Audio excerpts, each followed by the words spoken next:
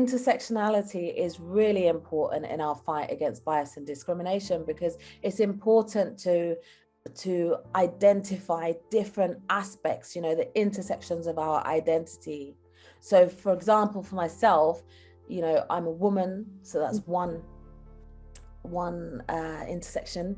I'm Black, so that's race as an intersection, and I'm a lesbian, so that's my sexuality together. So those three intersections is important for people to understand where we're coming from, and that's why it's all tied into lived experience. Because if you understand people and different identities and backgrounds and lived experience, you can actually, when you're problem solving, you can actually look at the whole person, be able to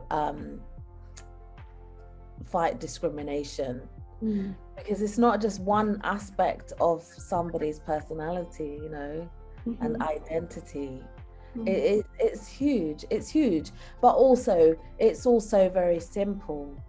And I say that actually, not that it's very simple,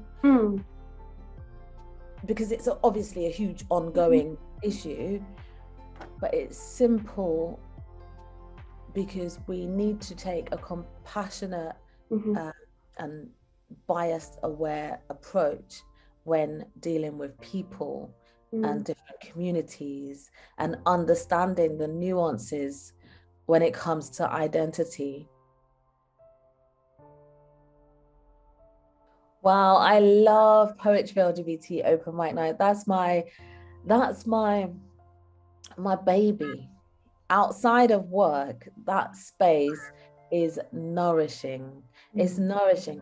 I created Poetry LGBT because I identified a need in London in January 2015. There was already one LGBT poetry event called Insight, but we needed another one. Insight was very white, and we needed one that was more diverse. We needed one that was more inclusive. We needed a poetry LGBT open mic night that was a place where you can find community and belonging and feel accepted and come as you are and know that it's okay. It's such a brilliant space. You know, it's been going on the first Sunday of every month now for 7 years. That's quite an achievement actually for an open mic night. And we have so many different people, you know, coming on the stage and sharing their thoughts and their feelings and their poetry and their emotions. And it's such a space to it's such a welcoming space to actually explore who you are and be unapologetically yourself. It's one of those, it's one of those events that you'd have to be there to experience the atmosphere. And I've tried my best to make it as welcoming and inclusive and also fun. We also have to, you know, put a bit of fun in there as well, because poetry sometimes can be a bit serious. And the reason why Poetry LGBT is important is because the LGBT community experience a lot of challenges, and we need spaces where we can be creative. We need spaces where we can collaborate and network and be ourselves. And Poetry LGBT is all of that. It's that space where there's just no judgment or discrimination in that space. And we need more spaces like that. Organizations can support their employees, all of their employees, not just the LGBT ones, the disabled ones, the religious ones, you know, the diverse ones.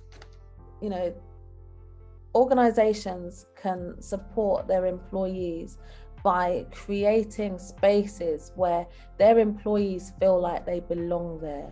Their employees wake up and they think, I want to go to work today. They're getting dressed and doing their hair and skipping and jumping, getting ready to go to work. Because we spend so much time at work. And those small steps to let people know that they're welcome there. Like for me, when I used to work in the NHS and they brought out these rainbow lanyards and the pin badges and stuff, I loved that. I love that, because it wasn't just a token gesture. It was just more and more people were wearing the lanyards, and every time I saw one, I felt like I belong here. And that was, to me, that was one small step that made a big difference to me.